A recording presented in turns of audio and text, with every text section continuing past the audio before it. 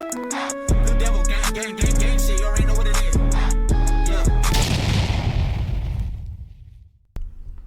Alright, check this out. You guys are back on the episode of Blue Devil Reactions. And what we have going on today is a video titled 15-year-old kid murked for crossing out gang graffiti.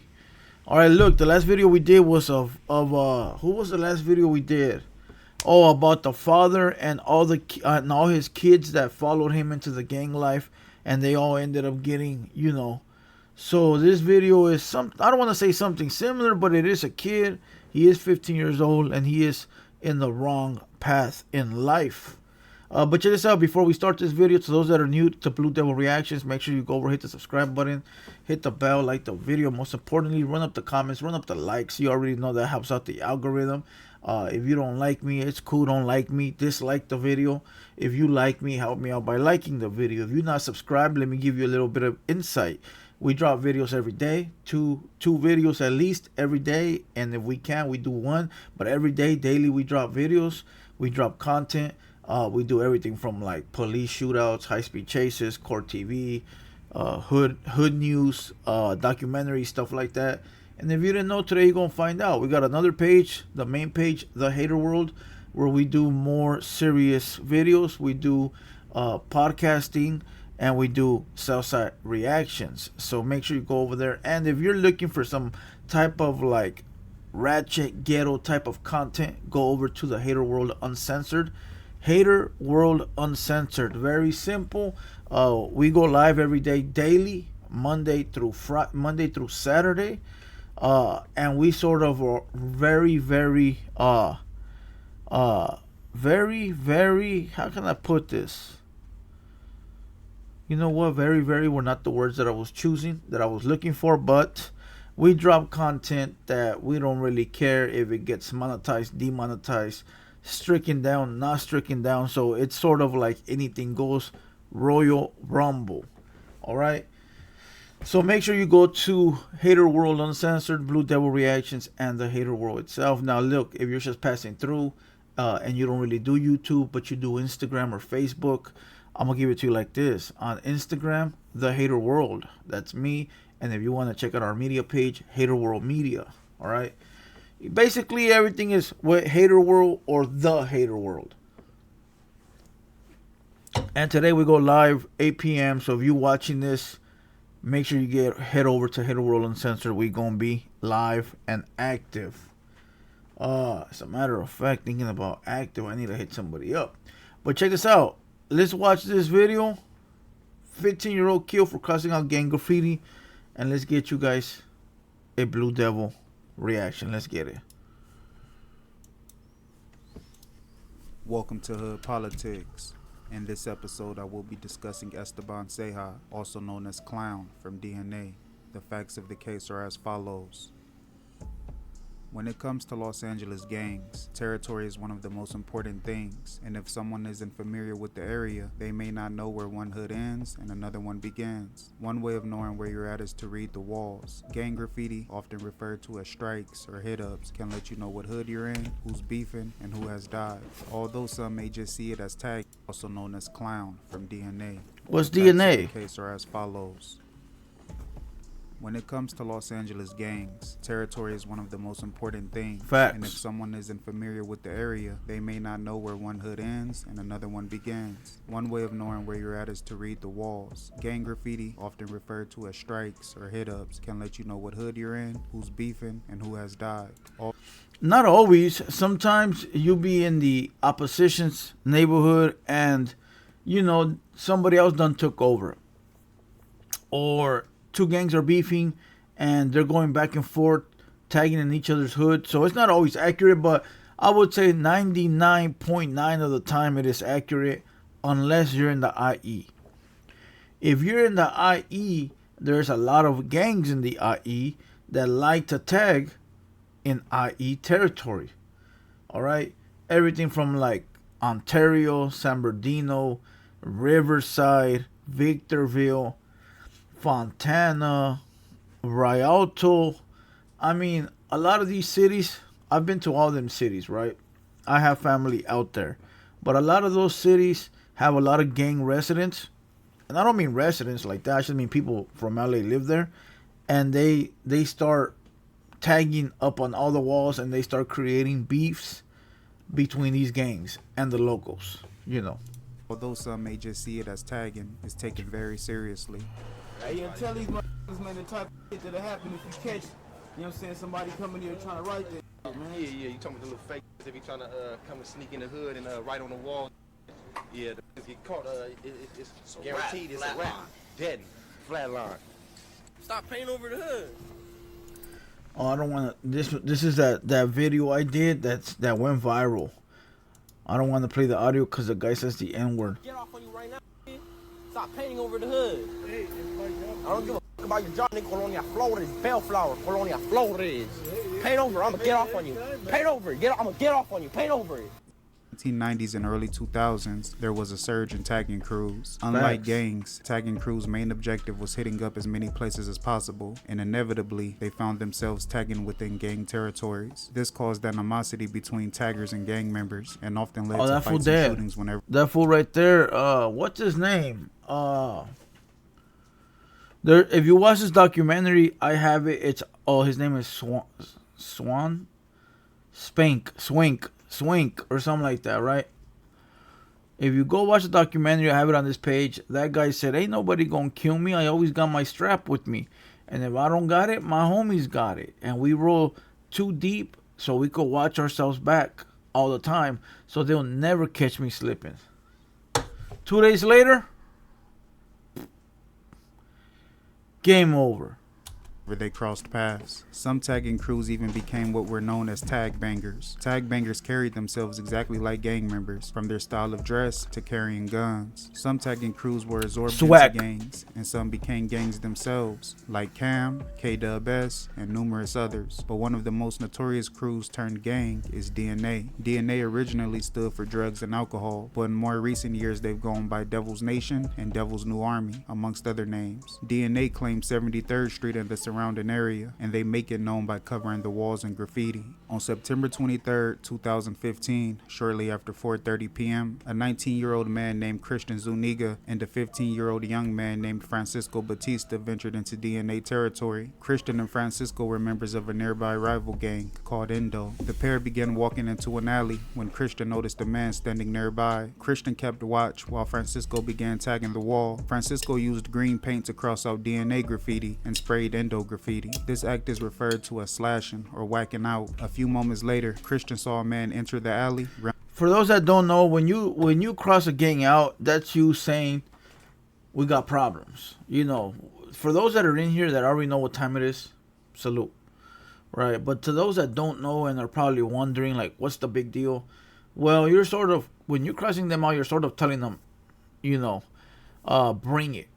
You know, and if you do it in their territory, it's even worse because now you're doing it on their home turf. You know, and what happens is you guys go back and forth. They cross you out, you cross them out. A couple of beatdowns, and then after the beatdowns, the gun toting and the bullets flying start commencing. Right? And before you know it, RIP on this side, RIP on this side. And before you know it, it can never be fixed again. And before you know it, 40, 50 years of beefing over some strike-ups. Towards them and pulled something from his right hip. Christian told Francisco to run. Christian heard gunfire as he ran away, but he was able to make it to safety. Unfortunately, Francisco wasn't so lucky. He was shot twice and died from his wounds. Detectives arrived at the scene and that's why when you go hit up, right, back in the day, the way we used to do it, and this is nothing new. You see it in videos all the time. One guy would drive, one guy would get off to right, and either one or two guys will stand on the corner of the streets, you know, watching for cops and rival gang members. You know, they'd be the homies would be with the heat or whatever, and one guy would tag up the wall, and then we'd all get in the car and disperse. You know, because if you don't have a guy watching out for you, what happens is the enemy might see you and light you up, and you might never finish that letter or that piece. You know, so always have an extra pair of eyes to watch your back. began their investigation. 2 witnesses said they saw a man named Esteban Ceja near the alley just after the shooting. Esteban was a member of DNA and went by the nicknames Clown and Payaso. 1 witness saw Esteban in her mother's apartment, which is near the alley. She said he looked pale and scared. The witness told him to leave, and he responded, "Shh." Another witness heard someone running and then saw Esteban in the same apartment. He looked pale and surprised. From that same apartment, Esteban called his sister and asked for a ride to a dispensary. When she arrived, Esteban got into her back seat instead of the open front passenger seat, which she found weird. After dropping him off, Esteban's sister called him and told him that the police were investigating the shooting. He told her to tell the police that she didn't know anything. Later that day, a witness called 911 and told the operator what she saw and said that she believed Esteban was the shooter. Just after midnight, police showed Christian a photographic lineup. Christian picked out Esteban's picture and told the officers that he looked something like the shooter. Investigators were able to pull video footage from a camera near the alley. The man in the video had tattoos on his hands, just like Camera in the alley. Damn, what's going on? You got the phone ringing, you got rain outside, plus loud noises. Today's a wild day. Not raining in Cali. Not raining in Cali. Not sunny in Cali. Today is raining. Esteban. Esteban Ceja was charged with murder for the death of Francisco Batista and the attempted murder of Christian Zuniga, as well as gun and gang enhancement charges. Investigators searched multiple homes looking for gang Esteban, enhancement's gonna but get you weren't 10 able to years. locate him. Prosecutors then asked for the FBI to help track him down. Investigators conducted electronic surveillance of Esteban's family and friends. They eventually found a phone with an Arizona area code that was being used in El Paso, Texas. They compared the calling patterns from that phone to the phone that Esteban previously used and found that the patterns were nearly identical. Esteban was arrested in El Paso and extradited back to Los Angeles. His bail was set at just over $3 million. Ultimately, Esteban Ceja was found guilty with the murder of Francisco Batista and the attempted murder of Christian Zuniga, as well as gun and gang enhancement charges. Esteban Ceja was sentenced to life in prison. This incident. For those that don't know, gang enhancements, they add time to your charge. If you get caught with a gun, say it carries 2 years or 3 years, right? If you get caught with a gun and gang enhancements, now it carries 15 years. You know, if you rob a store, basically just yourself, it carries 5 years. I'm just throwing you out a number, right? If you get caught robbing the store while a gang member, it gets 20 years. So, being a gang member or committing a crime while being a gang member is not in your best interest. All right. Plus, being on gang file, what happens is they write your name inside the computer database, right? So now, whenever your gang gets in trouble,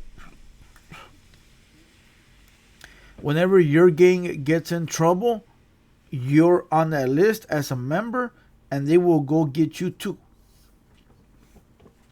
So believe me when I tell you, when the cop gets you, pulls you over and tells you, hey, what gang you from? Don't say anything. Say, I'm not from a gang. But what they do, and a lot of people don't know, is they fool you. They'll tell you, look, we'll let you go. Just tell us what gang you from. Throw up your gang, and we're going to take a photo, and we're going to give you one, right? And we're going to keep one, and we're going to let you go.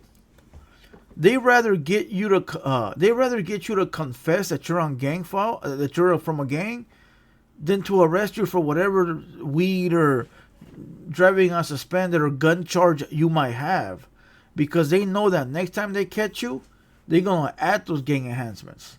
So don't fall for the trick. Don't fall for it. I remember when I got put on gang file, they tricked me in this way.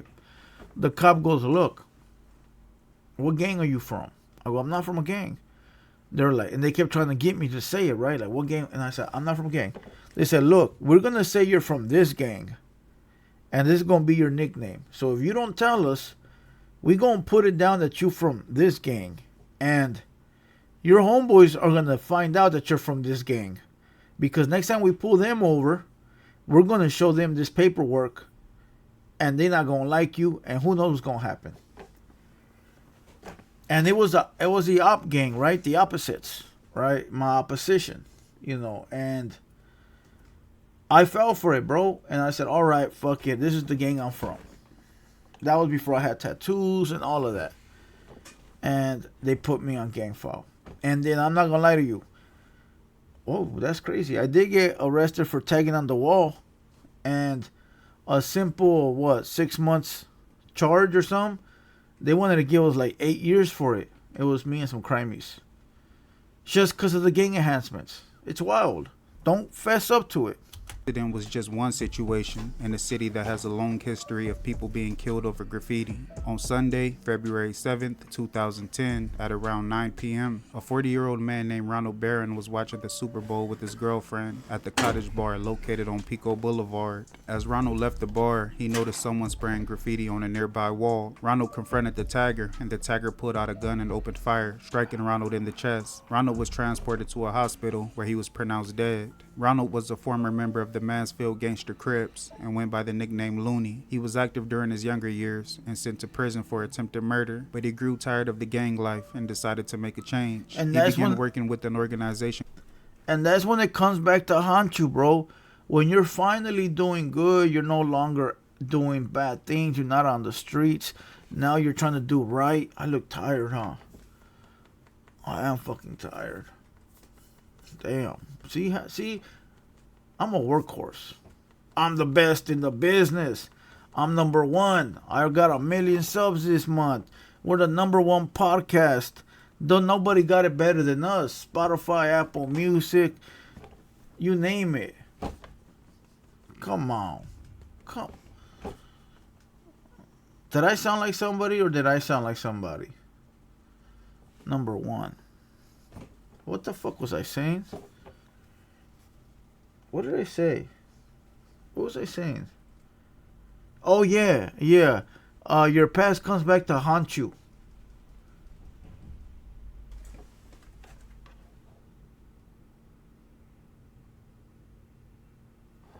Does that fool have tattoo eyebrows?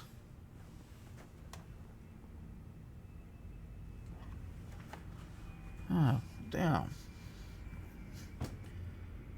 Why does that guy look like he's been in movies before? And those look like tatted up eyebrows. Am I wrong?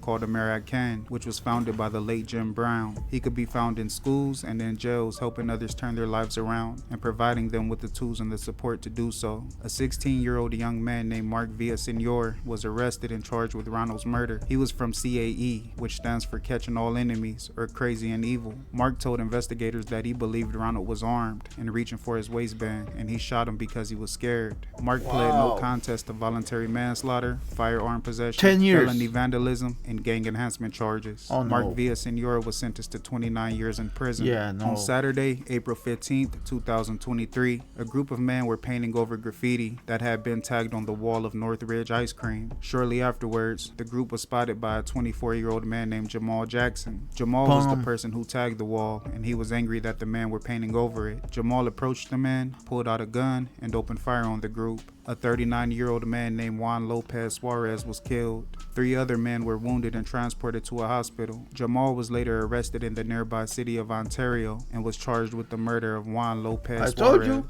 Didn't I tell you that LA dudes go to the IE? There's a prime example. 4 counts of attempted murder, as well as gun charges. On June 7th, 2023, what happened here with nearly the 2 months paisita? after the shooting, a 69-year-old Man, that's am I tripping or is that photo? Does that photo look powerful? Something about that photo just screams history book. Don't it? That photo just looks off.